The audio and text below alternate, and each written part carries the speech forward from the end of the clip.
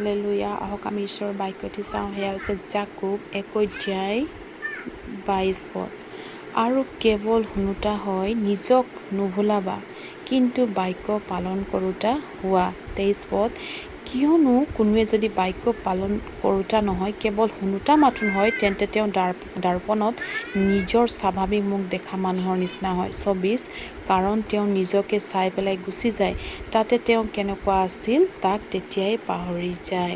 Praise the lord. আমি ঈশ্বৰৰ বাক্য অকল শুনিলেই নহ'ব, কিন্তু বাক্য আমাক পালন কৰিব লাগিব।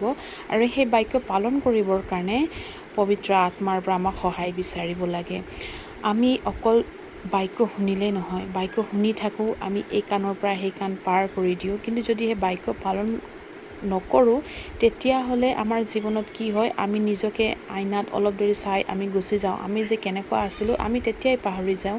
ঠিক তেনেধৰণে সেইকাৰণে বাক্যটো নিজৰ হৃদয়ত সাঁচি ৰাখিবৰ কাৰণে সদায় চেষ্টা কৰিব লাগে আৰু পালন কৰিব লাগে। আমেন।